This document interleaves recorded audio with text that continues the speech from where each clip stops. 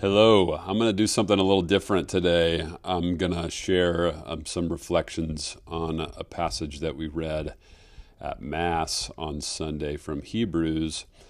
I've got a handful of things that have been bumbling around in my heart and my head lately. I've tried to put them onto some article, but I just can't. I can't figure out how to get it across. So maybe talking is going to be better because I'm an external thinker. And so let's start by reading this passage. And this is also kind of making me think of my COVID months of preaching into a screen for our students. So that was fun. Let's do it though. This is Hebrews 12.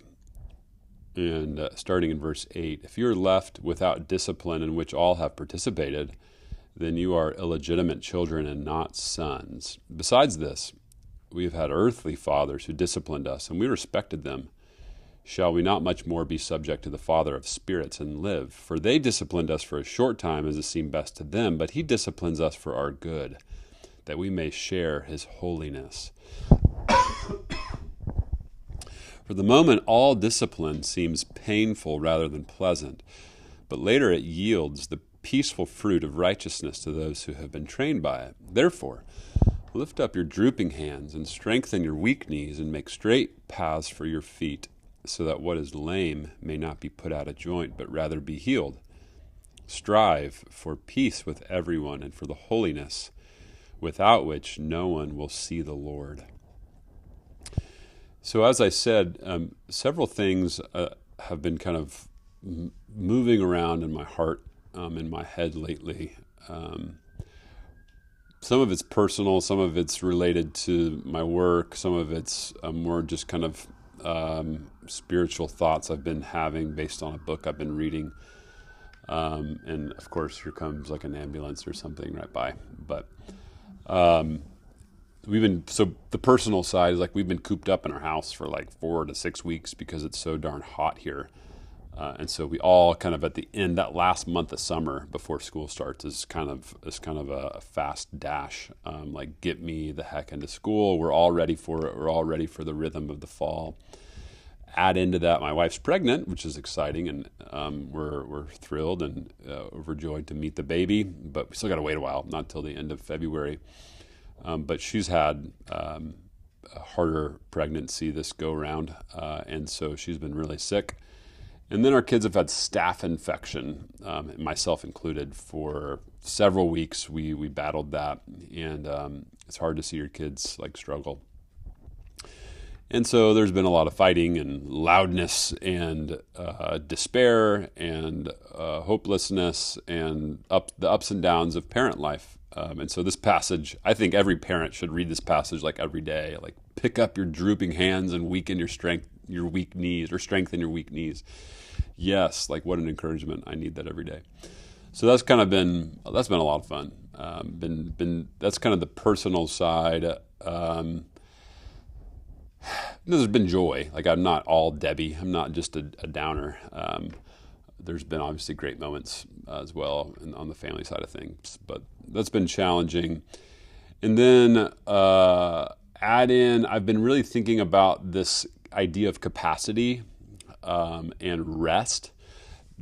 It kind of was prompted by I kid you not, my wife and kids went to Costco, like that's a highlight of the summer, going to Costco every couple weeks, and came back, and I got home from work and the fridge was just packed to the brim. And maybe God gave me this thought, like in that moment of like, this is my soul, and this is my life. And all the while,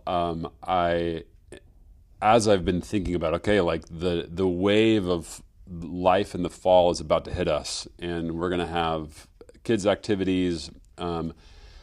Something has to give. And I decided, and some of you are going to think this is silly, because it is, but I decided I'm done with football. I'm done with fantasy football, which consumes and like watching the NFL and college football. Like I'm sure I'll watch a Chiefs game every now and then, but the level of obsession that creates in my heart, like I just can't. I don't have.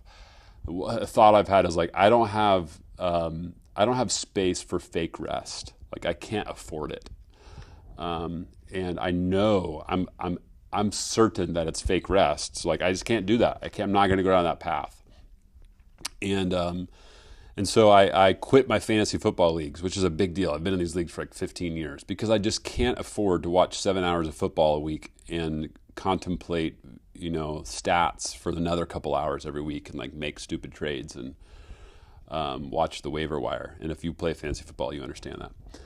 I just can't. I'm about to have a fifth child. My wife needs more of my heart, and I desire. My life is like my refrigerator. It's slammed packed with lots of thoughts and responsibilities and joys and stresses and everything in between. Like I can't add in football to that. I just don't have this season. I will not be there.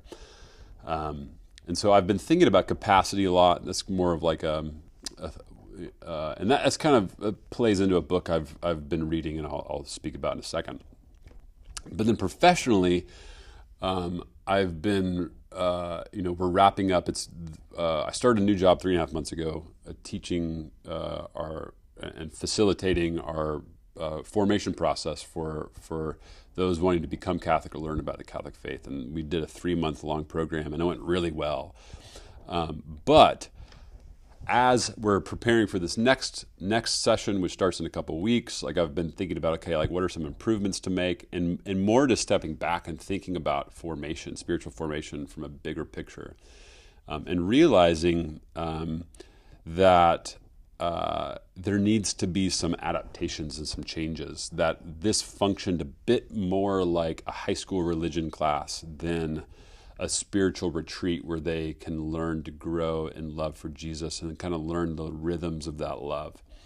And so again, like there obviously is going to be an intellectual formation that has to happen. People come in with a lot of questions, but if it's just intellectual formation, then they're missing out, right? And so I've been just thinking through. Those are really the kind of all these things have been like a ping pong ball of floating around in one of those machines, like the draft lottery.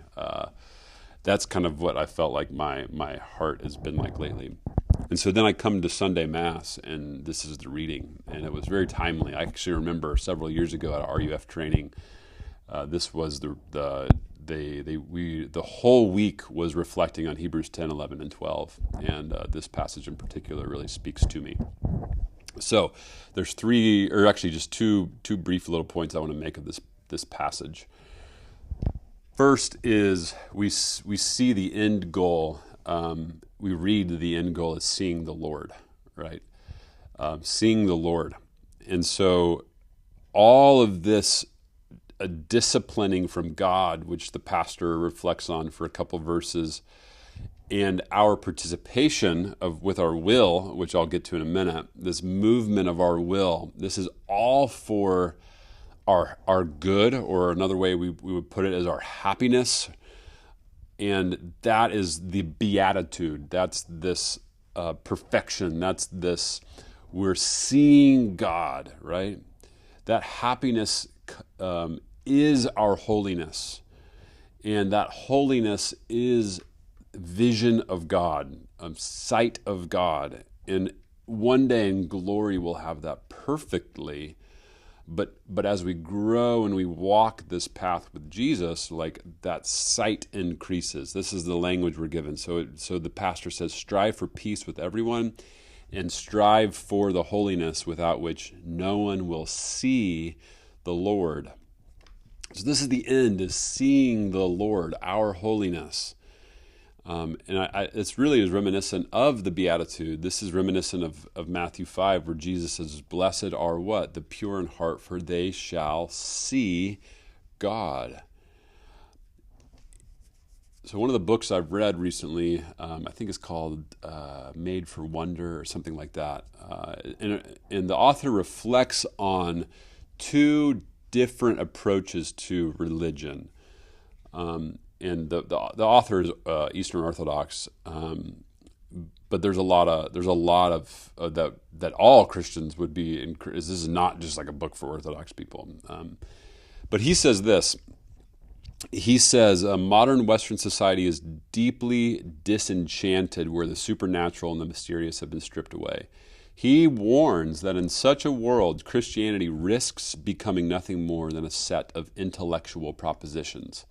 So he's comparing and contrasting what he calls a religion of perception, which is like our participation, it's very sensory driven, versus a religion of concepts. These are ideas and doctrines.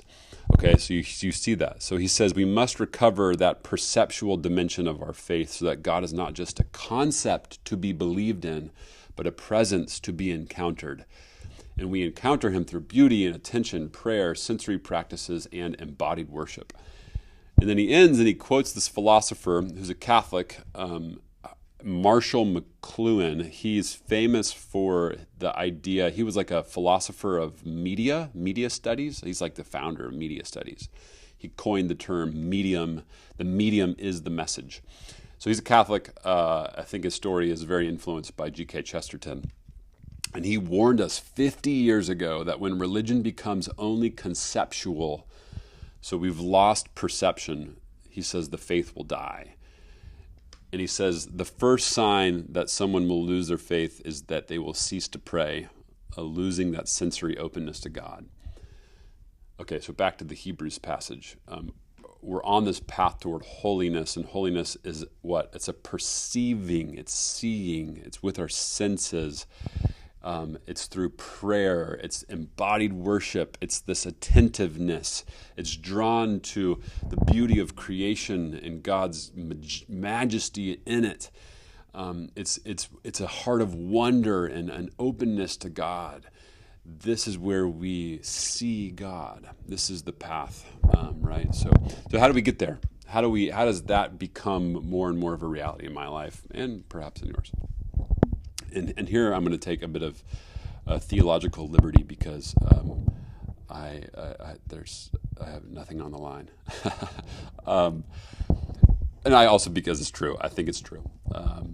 I think that the correlation, the beginning of this passage,